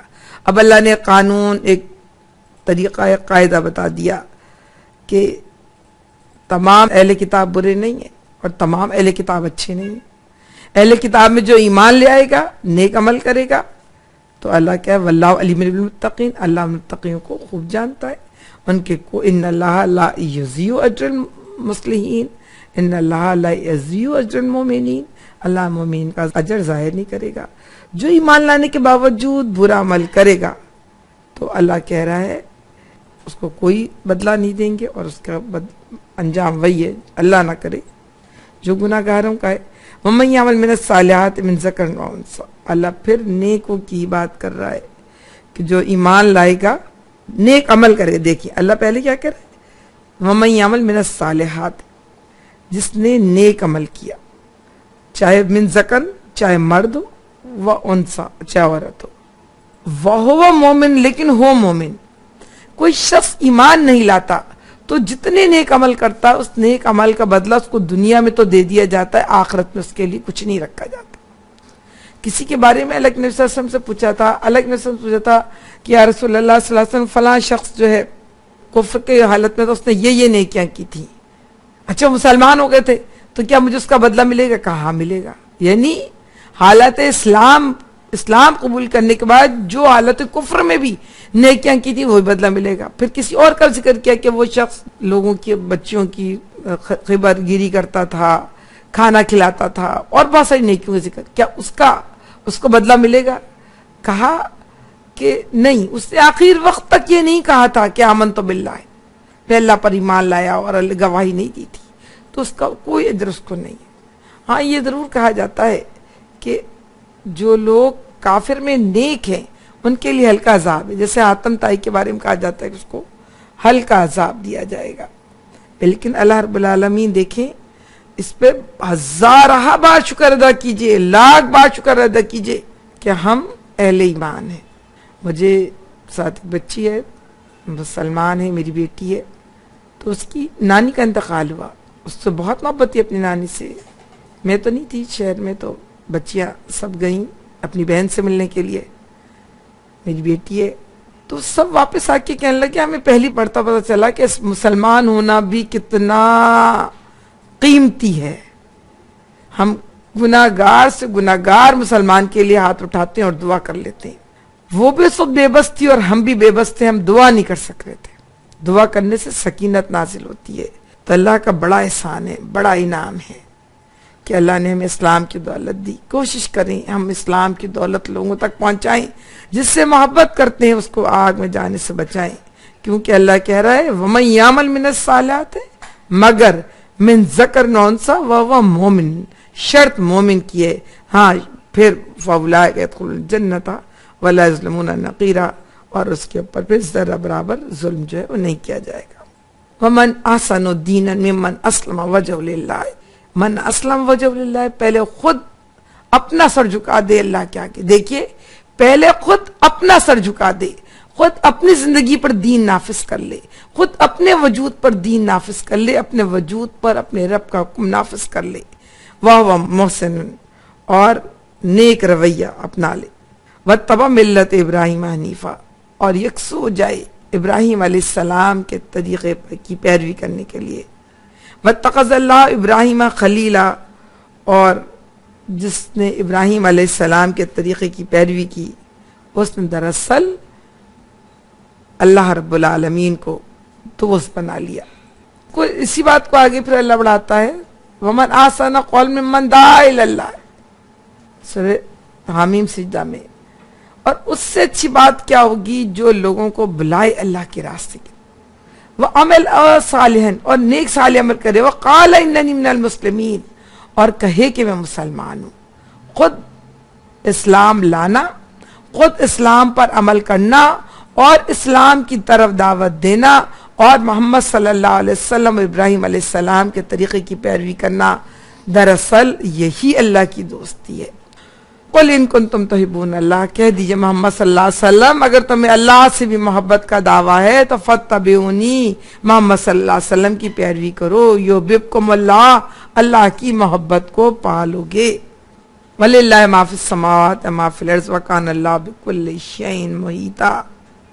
زمین اور آسمانوں میں جو کچھ اللہ کا ہے اور اللہ ہر چیز پر محیط ہے. اب یہ پوری گفتگو اللہ رب العالمین سمیٹ رہا ہے، اور سمیٹتے ہوئے یہ بات کہہ رہا ہے جب بھی اللہ کسی خاص احکام کو دے رہا ہوتا ہے، احکام کو سمیٹتے ہوئے اللہ رب العالمین پھر ہدایت دیتا ہے اور سمیٹ رہا ہے کہ جس نے بھی اللہ کے آگے سر تسلیم خم کر دیا اس کے لیے دراصل اور اپنی خود سری سے باز آ جاتا ہے، اپنی خودی سے باز آ جاتا ہے، اللہ کی پناہ میں، اللہ کی اطاعت میں اپنے آپ کو دے دیتا ہے، اس اللہ کی پناہ میں جو زمین و آسمان کا مالک ہے. اور اگر وہ زمین و آسمان کے اس مالک کے آگے سر تسلیم خم نہ کرے، سرکشی سے باز نہ آئے، تو پھر اللہ کہتا ہے میری گرفت سے بچ کر بھاگ سکتے ہو تو بھاگ دے. تم یقیناً اللہ کی گرفت سے کہیں بھی بھاگ نہیں سکتے. اس میں اگلا حکم جو ہم نے پڑھا تھا وہ عورتوں کے بارے میں، یستفتونک ویستفتونک فی النساء، عورتوں کے بارے میں حکم. آپ دیکھیں مسئلہ ہم شروع کے دو رکوع میں قل اللہ یفتیکم فینا، اللہ بتاتا تم ان کے بارے میں. وما یتلی علیکم فی الکتاب، اللہ نے جو باتیں تمہیں کتاب میں لکھی، فی یتام النساء اللاتی، یتیم بچیوں کے بارے میں، لا توتونہن، تم ان کو نہیں دیتے، ما کتب لہن، جو ان کے لیے اللہ نے لکھ دی ہیں، وترغبون ان تنکحوہن، تم چاہتے خود نکاح کر لو، والمستضعفین، اور تم جو ہے نا من الولدان، ان کمزور بچوں کو تم بھول جاتے ہو، وان تقوموا لیتامى، اگر تم ان کے لیے کھڑے ہو جاؤ بالقسط، تو پھر یہ زیادہ قرین انصاف ہے. وما تفعلوا من خیر فإن اللہ کان بھی علیما، تم جو کچھ بھی کرو گے اللہ رب العالمین اس سے واقف ہوگا. تم کو اللہ رب العالمین، دیکھیں دو تین باتیں ہیں اس کے اندر بھی، اور وہ یہ کہ عورتوں کے بارے میں لوگ پوچھ رہے تھے، آگے چلتے ہیں تو ہم اس کے بارے میں وضاحت کرتے ہیں کہ عورتوں کے بارے میں کیا پوچھ رہے تھے لوگ. اللہ نے روک کے پہلے یہ بتایا کہ ہم نے تمہیں جو ہم یتیموں کے حق کے بارے میں پڑھ چکے ہیں. سعد بن ربیع رضی اللہ تعالیٰ عنہ کی جو بیوی آئی تھی اپنی بچیوں کو لے کے، پھر یتیموں کی وراثت کے بارے میں جو حکم آیا تھا، اور یہ جو حکم آیا تھا کہ نکاح کر لو، جو اجازت دی تھی اس کے بارے میں بھی ساری باتیں تھیں. تو جو ایک کام تھا اللہ کہہ رہا وہ تم پورا نہیں کرتے. لا تؤتونہن ما کتب لہن، تم ان کو نہیں دیتے. وہی حضرت عائشہ رضی اللہ تعالیٰ عنہ کہتی ہیں کہ جب کوئی یتیم لڑکی ایسی ہوتی تھی جو خوبصورت ہوتی تھی اور اس کے پاس بہت مالدار بھی ہوتی تھی، تو کیا کرتے تھے لوگ کہ نہ خود نکاح کر لیتے تھے ان سے، ان کے جو قریب کے لوگ تھے، اور نہ ان کا حق دیتے تھے، نہ کوئی ان سے پوچھنے والا تھا. مال بھی قبضہ ملتا تھا اور اس کا حسن و جمال بھی ان کے کام آتا تھا. اور اگر وہ لڑکی کم صورت یا بدصورت ہوتی تھی اور مال ہوتا تھا تو نہ خود نکاح کرتے تھے نہ کسی اور کو نکاح کرنے دیتے تھے اس سے، تاکہ اس کے مال پہ قبضہ رہے اور وہ ان کے قابو میں رہے، اور وہ جو ہے اس سے کوئی بھی، تاکہ وہ کوئی اور بھی اس سے نکاح نہ کر سکے، تاکہ اس کو کوئی فائدہ نہ پہنچ سکے. اللہ رب العالمین اسی بات پہ ڈانٹ رہا ہے اور غصہ کر رہا ہے کہ تمہیں اپنی فکر ہے، تم ان یتیم بچوں کی فکر نہیں ہے، اور تم چاہتے خود نکاح کر لو، کسی اور کو اس سے فائدہ نہ پہنچے. تم ان یتیم بچوں کو بھول جاتے ہو، اور اگر تم کاش ان یتیم بچوں کی انصاف کے لیے اگر تم کھڑے ہو جاؤ تو یہ انصاف کے قریب ہے. اور تم میں سے جو لوگ ایسا کام کریں گے اللہ تعالیٰ فَإِنَّ اللَّهَ كَانَ بِهِ عَلِيمًا حَكِيمًا. اس کے بعد اب اس سوال کا جواب دیا جو وہ پوچھ رہے تھے کہ یستفتونک فی النساء، عورتوں کے بارے میں.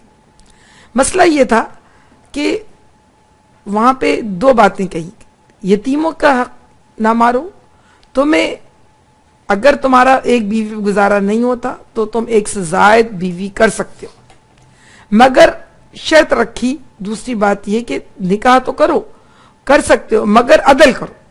بھئی یہاں جملہ تک کا مفسرین نے کہ وہ شخص اللہ سے دغا بازی کرتا ہے جو یہ بات تو لے لیتا ہے اللہ سے کہ اس کو نکاح زیادہ کرنا چاہیے، لیکن یہ بات یاد نہیں رکھتا کہ ان کے درمیان انصاف.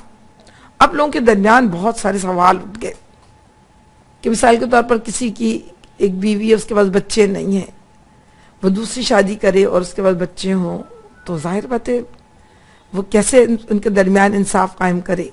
کوئی ایک بیوی ہے جو بہت عمر کی ہے، دوسری شادی کرتا ہے، وہ چھوٹی عمر کی لڑکی ہے، وہ کیسے ان کے درمیان برابری کی رغبت دکھائے. ایک ہے جو ہو سکتا ہے بہت سارے لوگ نفسیاتی مریض ہو جاتے ہیں، ذہنی مریض ہوتے ہیں، ویسے دائمی مریض ہیں، کوئی معذور ہے، کوئی اور بھی مسئلہ ہے، اور دوسرا اس سے بہت مختلف ہے. تو کیا اب اگر وہ دوسری کر رہا ہے اور دونوں کے درمیان انصاف نہیں کر رہا، برابری نہیں کر رہا، تو پھر وہ یہ انصاف خلاف ہے. پھر کیا کرے؟ تو کیا پہلی بیوی کو چھوڑ دے، وہ طلاق دے پہلے پھر دوسری شادی کرے؟ اچھا اب کوئی بیوی خود کہتی کہ نہیں مجھے طلاق مت دو، میں ساتھ رہنا چاہتی ہوں، میرے بچے باپ کی سرپرستی میں رہنا چاہتے ہیں، تو تم طلاق مت دو مجھے، میں کم حقوق پر راضی ہوں. اور اس کی بات مان کے ویسا کرتا ہے، اس کو طلاق نہیں دیتا اور نئے نکاح کر لیتا ہے. کمی بیشی ہوتی ہے تو قرآن کا حکم تھا، اللہ کا حکم تھا، وہی اتر رہی تھی، لوگ ڈرتے تھے. آج والا زمانہ نہیں تھا، ہر حکم ہر بات سے ڈرتے تھے لوگ. پھر کیا ہوگا؟ یہ خلاف انصاف ہوگا، اللہ کے اس کی پکڑ ہوگی. کیا کرنا چاہیے؟ یہ تھا وہ سوال جن کا جواب اللہ رب العالمین نے ان آیات میں دیا، جس میں سے ایک پہلی بات یہ کہ وَإِنِ امْرَأَةٌ خَافَتْ مِن بَعْلِهَا، اپنے شوہر سے کسی کو خطرہ ہو، نشوزاً اور اعراضاً، تشدد کا یا کسی اور بات کا، فَلَا جُنَاحَ عَلَيْهِمَا أَن يُصْلِحَا بَيْنَهُمَا صُلْحًا، کوئی اللہ کہتا ہے مذائقہ نہیں ہے کہ تم صلح کر لو، وَالصُّلْحُ خَيْرٌ وَأُحْضِرَتِ الْأَنفُسُ الشُّحَّ، اور دل تنگی کی طرف مائل ہو جاتے ہیں. وَإِن تُحْسِنُوا وَتَتَّقُوا، اگر تم احسان کا معاملہ کرو، فَإِنَّ اللَّهَ كَانَ بِمَا تَعْمَلُونَ خَبِيرًا. یہاں پر اللہ نے مرد کو کہا کہ تم احسان کا رویہ کرو. ایک بیوی ناپسند ہو رہی ہے، ایک بیوی سے تمہارے ساتھ نہیں بن رہی، لیکن تمہارے اتنے دن تمہارے ساتھ ہو رہی ہے، تمہارا تعلق ہو چکا ہے. شروع میں بھی کہا ہے کہ نا کہ تم اس کو ڈھیروں مال دے چکے ہو، جب بھی نہ، اور تم کو ایک عادت ناپسند ہے تو ذرا صبر کرو، ہو سکتا ہے کوئی حسن تکرہوا شیئا فیجعل اللہ فیہ خیرا کثیرا، اس کے اندر اللہ نے کوئی اور خیر کثیر رکھا ہو، تو تم تھوڑا صبر کرو. یہاں پر بھی اللہ کہہ رہا ہے تم احسان کا رویہ اختیار کرو. نہیں تمہارا دل مان رہا پھر بھی طلاق مت دو. جب عورت کو بھی کہا کہ اگر صلح کر لے، یہ جو عارضی سیپریشن ہوتی ہے، یا ہم اس بات کو کہ عورت یہ خود کہہ لے کہ ٹھیک ہے میں اس بات پہ راضی ہوتی ہوں کہ نہ کوئی کہتی ہے کہ ٹھیک ہے تم دوسری شادی کر رہے ہو، اگر عورت راضی ہوتی ہے وہ کہتی ہے ٹھیک ہے تم دوسری شادی کر رہے ہو، میں اپنا خرچ اٹھا سکتی ہوں لیکن تم مجھے نکاح سے الگ کرو۔ کوئی کہتی ہے عورت تم دوسری شادی کر رہے ہو، میرے بچوں کا میرا خرچ اٹھاؤ، میری ذمہ داری اٹھاؤ، تم مجھ سے ویسی ریلیشن شپ قائم نہیں رکھ سکتے ہو جیسے دوسری عورت سے کر رہے ہو، تو ٹھیک ہے میں راضی ہوں۔ عورت راضی ہے، اگر عورت راضی ہے تو عورت کے اوپر بھی گناہ نہیں کہ یہ کیا کرنے جا رہی ہو، تم نیا نیا کام کرنے جا رہی ہو، تم مرد کو ایک نیا راستہ دکھا رہی۔ عورت کو کہا وصل خیر، مرد کو بھی کہا وصل خیر۔ جو چیزیں ایگریمنٹ کے طور پہ ہو سکتی ہیں تو یہ بہتر ہے بجائے اس کے کہ طلاق ہو جائے اور زیادہ معاملہ خرابی ہو۔ اس کے مقابلے میں کچھ چیزوں میں، کیونکہ جب ہم ایک ساتھ رہ رہے ہوتے ہیں تو اللہ رب العالمین ہمارے درمیان پھر موافقت کی، محبت کی، مودت کی صورت نکال دیتا ہے اگر ہم چاہیں تو۔ اللہ یہاں پہ یہ کہہ رہا ہے کہ اگر تم احسان کا رویہ اختیار کرو، اور یہ احسان کا تقاضا اللہ مرد سے کرتا ہے۔ اس کے بعد اللہ رب العالمین آگے بات بڑھاتا ہے اور وہی کہتا ہے کہ وَلَن تَسْتَطِيعُوا أَن تَعْدِلُوا بَيْنَ النِّسَاءِ لَوْ حَرَصْتُمْ۔ اب اس سوال کا جواب ہے ظاہر ہے تم دو بیویوں میں ویسا سلوک تو نہیں کر سکتے انصاف، یہ اللہ کہہ رہا تمہارے بس میں بھی نہیں۔ ہاں وہاں پہ اللہ کا انصاف کو اللہ یہاں اس سے رعایت دیتا ہے، لیکن کیا کہہ رہے وَلَوْ حَرَصْتُمْ، تم چاہو بھی تو نہیں کر سکتے۔ فَلَا تَمِيلُوا كُلَّ الْمَيْلِ فَتَذَرُوهَا كَالْمُعَلَّقَةِ، تم مگر کسی کو ایک کو اس طرح لٹکتی ہوئی نہ چھوڑ دو، لٹکتا ہوا کہ عملاً بے شوہر کی ہو جائے۔ ہم یہی کر رہے ہیں عملاً۔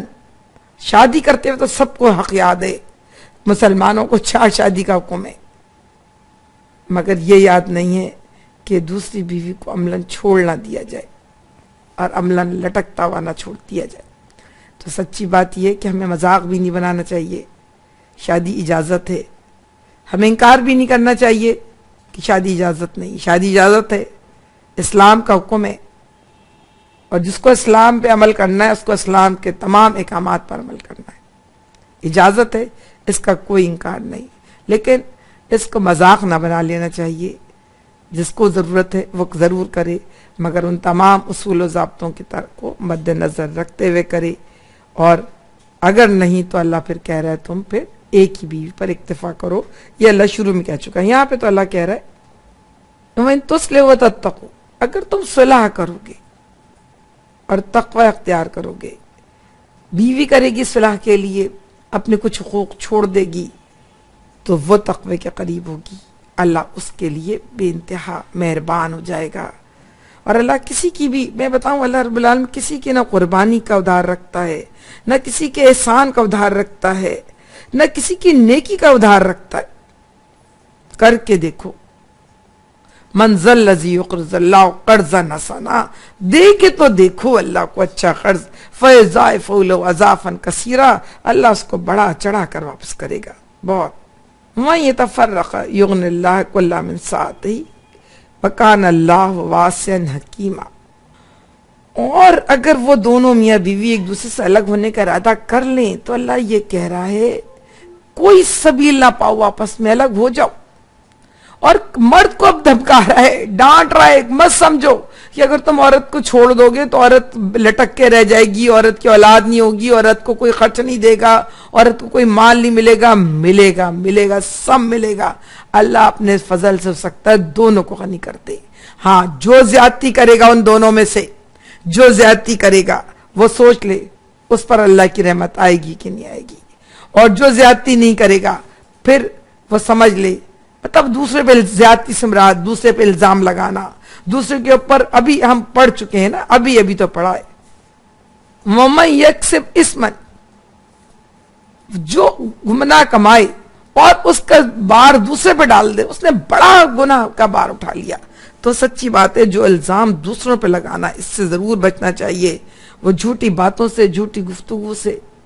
تو پھر اللہ یہ کہہ رہا ہے اگر تم کوئی، یہ بھی نہیں اللہ نے کہا کہ تم مرو یا جیو مگر تمہارے حال میں رہو، نہیں، اگر تمہاری لیے تکلیف ناقابل برداشت ہے، وہ مسائل ناقابل برداشت ہیں تو تم ضرور دیکھو، لیکن رک کے غور کر کے سمجھ لینا چاہیے، گنجائش نہیں ہے تو الگ ہو جائیں، اللہ رب العالمین یقیناً آسانی کرے گا۔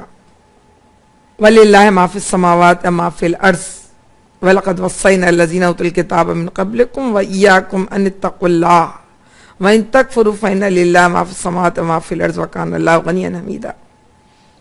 अल्लाह रब्बुल आलमीन जब भी कोई एक काम देता है तो फिर अल्लाह रब्बुल आलमीन अपनी कुदरत की, अपनी ताकत की का एहसास दिलाता है और कहता है हमने जो नसीहत की है ये नसीहत हमने तुमसे पहले के लोगों पर भी की थी। जब उन्होंने नहीं माना हमने उनको पकड़ लिया, तुम नहीं मानोगे अपने मामलात में तो हम तुमको ही पकड़ लेंगे। यही वजह है कि हमें तिलावत तो याद रहती है, कलाम पढ़ना तो याद रहता है, उस कलाम की अताअत याद नहीं रहती। यही वजह है कि हम सब छोटे बड़े मामलात में अल्लाह की तरफ से घेर लिए गए हैं। फ़इन तकफ़ुरू फ़इन्ना लिल्लाहि मा फ़िस समावाति व मा फ़िल अर्ज़। तुम अल्लाह का कुछ नहीं बिगाड़ते, तुम अल्लाह का कुछ नहीं बिगाड़ते, जो बिगाड़ते हो तुम अपना ही बिगाड़ते हो। वकान अल्लाह गनियन हमीदा, अल्लाह तो बेतहाशा बुजुर्गी वाला और देने वाला है। वलिल्लाहि मा फिस समावाति व मा फिल अर्ज़ वकफ़ा बिल्लाहि वकीला। हाँ, अल्लाह ही मालिक है इन सब चीज़ों का जो आसमानों में है और जो ज़मीन में है, और कारसाजी के लिए बस वही काफ़ी है। अल्लाह रब्बुल आलमीन कह रहा है अल्लाह पे भरोसा करो। और जैसे सूरह तलाक में अल्लाह कहता है ना कि जो तलाक देगा, तलाक में हक महर अदा करेगा, जो उनको अपने पास रिहाइश देगा, जो उनकी बच्चे की पैदाइश की सूरत में उसका खर्चा उठाएगा और बच्चों का खर्च उठाएगा, तो वो मैं यत्तक़िल्लाह यजअल लहु मख़रजा। मत समझो कि तुम पर बड़ी तंगी आएगी, अल्लाह उस मुश्किल से निकाल देगा। वयरज़ुक़हु मिन हैसु ला यहतसिब, तुमको ऐसी जगह से रिज़्क़ देगा जहां से गुमान भी नहीं होता तुम्हारा। मैं तवक्कल अल्लाह फहुव हस्बुहु, जो अल्लाह पे भरोसा करके अल्लाह की इताअत करता है अल्लाह उसके लिए काफी हो जाता है। और अल्लाह अपनी बात को पूरी करके रहता है। और वकान अल्लाह अला कुल्लि शैइन क़दरा, और अल्लाह चीज पर कुदरत रखता है। इन यशा युज़हिबकुम अय्युहन नास व याति बिआखरीन वकान अल्लाहु अला ज़ालिका क़दीरा। अब अल्लाह किसको कह रहा है? मुसलमानों को कह रहा है। कह रहा है इस तुमसे पहले वालों ने नहीं मानी थी, हमने उनको तबाह कर दिया, पिछली कौमों का जिक्र। अब तुम नहीं मानोगे, तुमको भेटा दूंगा। मन कान युरीदु सवाब दुनिया फ़इंदल्लाह सवाब दुनिया वल आखिरा वकान अल्लाह समीअन बसीरा। तुम में से जो सवाब दुनिया चाहता है उसको मालूम हो कि अल्लाह के पास सवाब दुनिया भी है, सवाब आखिरत। आप देखें कि कौन कहता है कि जो लोग अल्लाह के रास्ते पे चलेंगे उनको दुनिया में तंगी ही आएगी? कौन कहता है जो लोग अल्लाह के रास्ते पे चलेंगे उनको गुर्बत ही आएगी? जो कौन कहता है जो अल्लाह के रास्ते पे चलेंगे वो हमेशा कमजोर ही रहेंगे, लोगों से खौफजदा ही रहेंगे? आप महलों में चले जाइए, अल्लाह के अताअत गुजार भी हैं और नाफरमान भी हैं।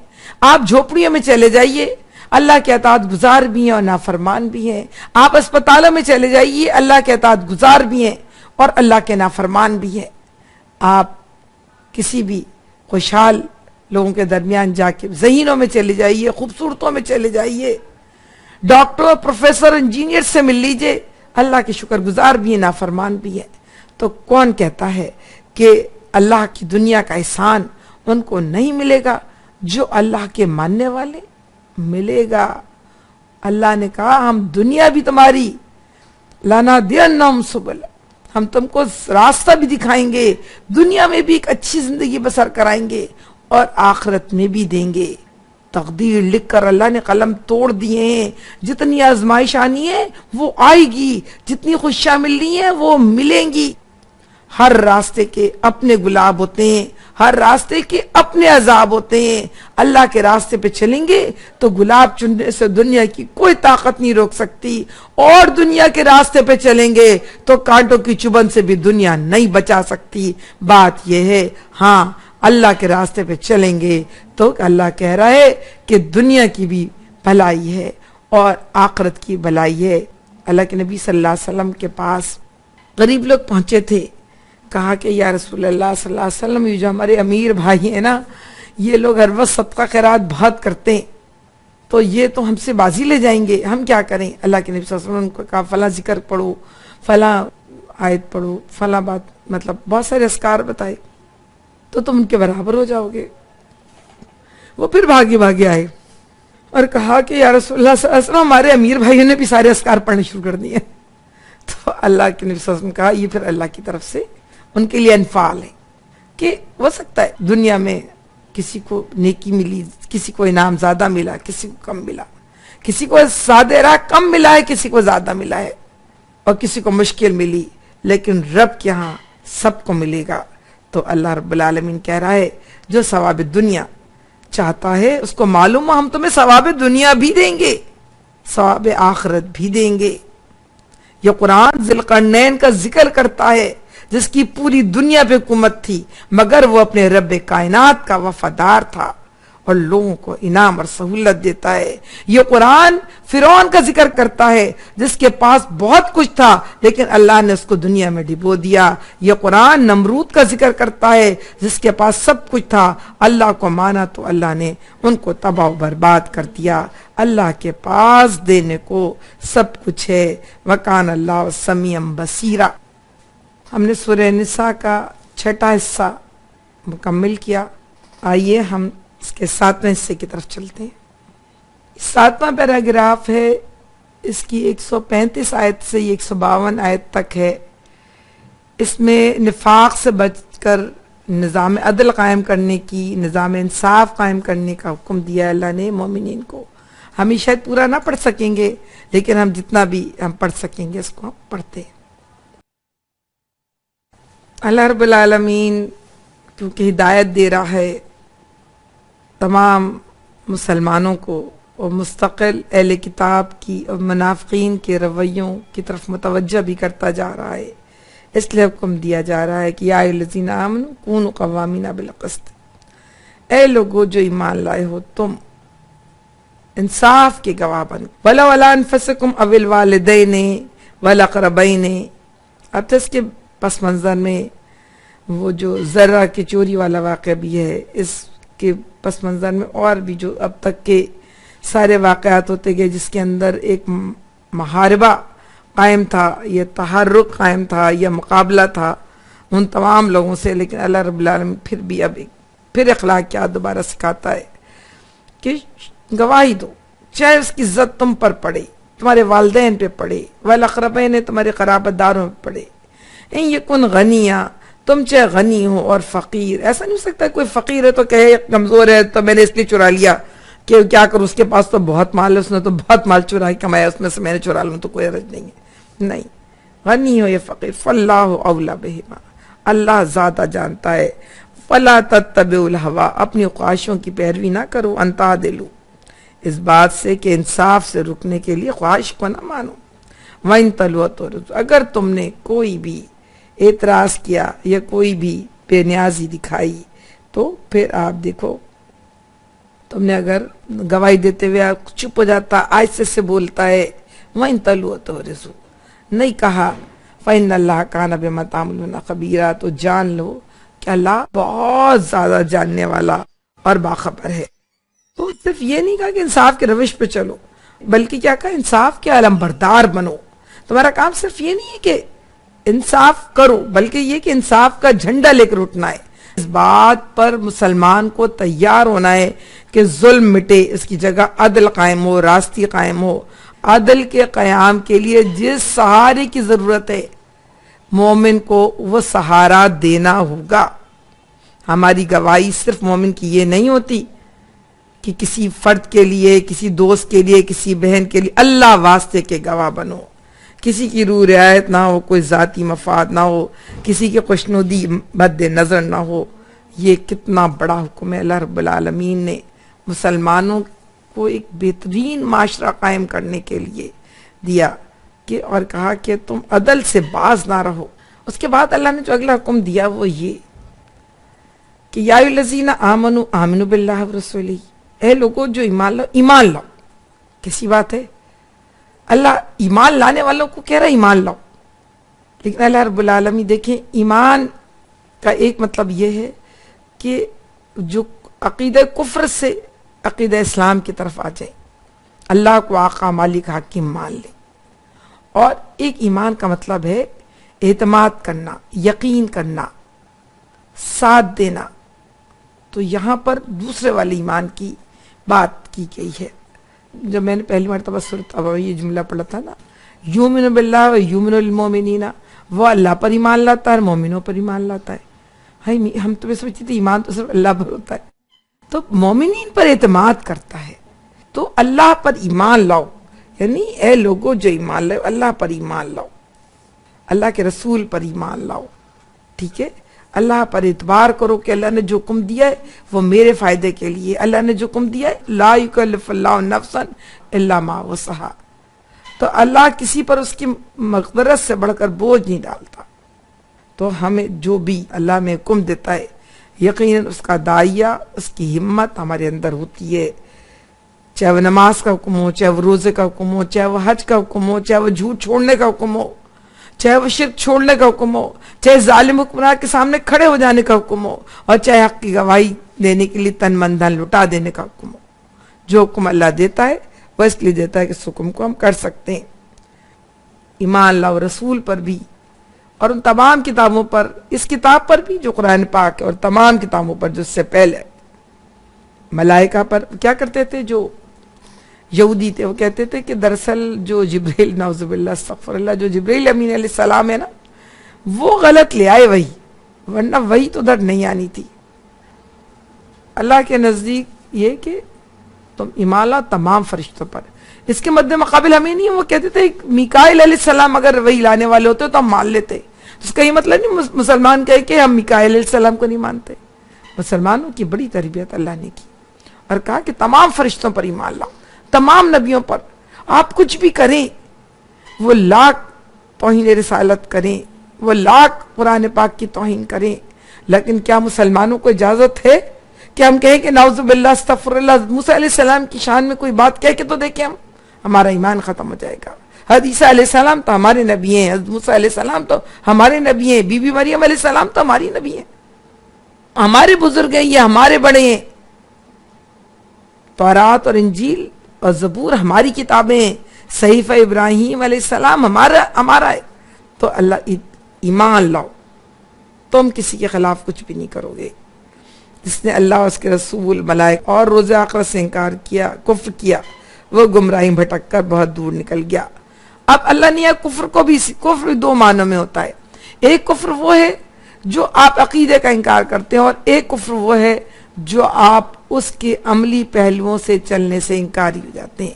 تو یہاں دوسرے والے کفر کی بات ہے کہ جو ان سارے رویوں میں کفر کا رویہ اپناتا ہے، دراصل وہ اللہ کے راستے سے بھٹک کر دور نکل جاتا ہے.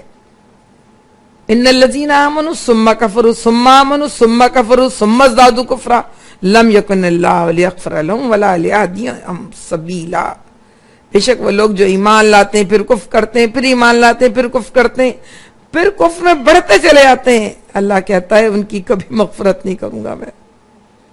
جو مذاق بنا لیں، آج دین میں فائدہ ہو تو مسلمان بن جائیں، کل کافروں کے پاس فائدہ دیکھیں تو ادھر جا کے کہ ہم تو کافر ہیں، پھر دوبارہ پرسوں اسلام کی طرف کوئی فائدہ نہ ہے، پھر آ کہ نہیں ہم تو توبہ کر رہے ہیں، معافی. جو دین کو کھیل تماشا بنا لیں.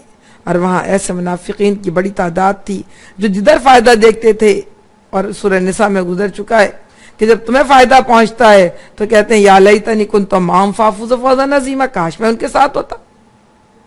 اور جب ان کو فائدہ پہنچتا ہے تو کہتے ہیں شکر ہے میں ان کے درمیان نہیں تھا. تو بات یہ تھی کہ اللہ رب العالمین کہہ رہا ہے جو کبھی تو ہو سکتا ہے جو کھیل بنا لے، تماشا بنا لے، اللہ کہہ رہا ہے ان کو میں کبھی راہ راست نہیں دکھاؤں گا. اور جس کو اللہ راہ راست نہ دکھائے اس کو دنیا کی کون سی طاقت راہ راست دکھا سکتی ہے. دیکھیے میں پھر شاید وضاحت سے کہہ دوں، ایک ہوتے ہیں چھوٹے چھوٹے گناہ، چھوٹے تو نہیں کہنا چاہیے لیکن ہم روز کہتے ہیں جھوٹ نہیں بولیں گے، پھر شاید بول لیتے ہیں کچھ. التائبون جس کو اللہ کہتا ہے، جس کو اللہ کہتا ہے بار بار پلٹ کر آتے ہیں. اور ایک ہوئے بڑے بڑے گناہ جن پہ تعزیر کا کم قائم ہے. ایک موٹا اصول اگر یہی لے لیں، اس کو میں پہلے بھی کہہ چکی ہوں، اگر وہ گناہ ایک قتل آج کیا اور آج معافی مانگ لی، کل دوسرا قتل کیا پھر معافی مانگ لی، ایک زنا استغفر اللہ آج کیا اور پردہ پڑا رہ گیا اور کسی کو پتہ نہیں چلا، آپ نے معافی مانگ لی، اور کل پھر جا کے بے حیائی کا کام کر کے آگے بدکاری اور پھر کہا معافی مانگنا، پھر اللہ اس بدکاری ہی میں اس گناہ ہی میں آپ مجھے اور آپ کو اللہ نہ کرے، اللہ نہ کرے، اللہ نہ کرے میرے خاک، پھر راہ راست میں بھٹکتا چلا جاتا ہے اور اس کو راہ راست پھر کسی بھی طرح سے نہیں ملتی۔ تو ضرورت اس بات کی ہے میری بہنوں کہ ہم سب جو ایمان لائے ہیں وہ انصاف کے علمبردار بنے۔ انصاف کے علمبردار کا مطلب ہے نیکی کے میں حصے دار ہوتے ہیں، اس میں ان کو حصہ ملے گا۔ ہم نیکی کے قائم کرنے کے لیے جہاں جس طرح جیسی مدد ہو، جان سے، مال سے، علم سے، صلاحیت سے، قلم سے، زبان سے، جس طرح جو چیز بھی ہمارے پاس ہے اس کے ذریعے، وقت سے ہم اس سے مدد کریں، یعنی انصاف کو قائم کرنے کی کوشش کریں اور اللہ واسطے کی گواہی دیں۔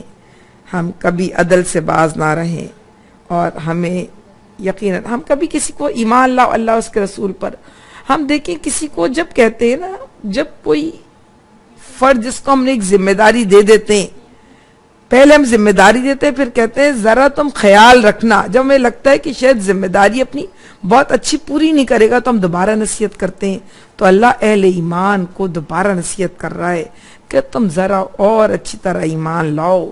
ایمان لانے کا مطلب یہ ہے کہ انصاف کی علمبرداری کے لیے تن من دھن سے لگ جاؤ، اس کے لیے اپنی جان اور مال اور وقت اور صلاحیت کو بچا کے نہ رکھو، اور جو بچا کے رکھے گا بار بار پلٹ کے دنیا کی طرف متوجہ ہو جائے گا، یا گناہ کرے گا اور پلٹ آئے گا، گناہ کرے گا اور پلٹ آئے گا، تو پھر اللہ کہتا ہے میں اس سے راہ راست چھین لوں گا۔ جس کو اللہ نہ راستہ دکھائے، دنیا کی کوئی طاقت اس کو راستہ نہیں دکھا سکتی۔ اللہ مجھ سے اور آپ سے راضی ہو، اللہ مجھے اور آپ کو انصاف کے علمبرداروں میں شامل کر لے۔ حکایت میں سے ہے کہ جب یوسف علیہ السلام کے لیے بازار لگا کہ کون اتنے حسین نوجوان کا خریدار بنے گا، تو وہاں پر ایک بوڑھی عورت بھی آ گئی کچھ سامان لے کے۔ سب کہنے لگے بی بی تم کہاں سے آ گئی ہو؟ یہاں تو بڑے بڑے لوگ کھڑے ہوئے ہیں اس کے خریداری کے لیے، تم کیسے آ گئی ہو؟ اس نے کہا میں جانتی ہوں کہ میں نہیں یہ سودا کر سکتی، لیکن میں چاہتی ہوں کہ یوسف کے خریداروں میں میرا نام بھی ہو علیہ السلام۔ تو بات یہ اٹھیں تو صحیح، کھڑے تو ہوں، اپنے حصے کا حق تو ادا کریں۔ ہم کیا کر سکتے ہیں، کتنا کر سکتے ہیں، یہ تو ہمارا بنانے والا جانتا ہے۔ اللہ مجھ سے اور آپ سے راضی ہو۔ ہم انشاءاللہ عزیز کل اپنی صورت کو مکمل کریں گے۔ سبحانک اللہم و بحمدک، نشہد ان لا الہ الا اللہ و نستغفرک و نتوب الیک۔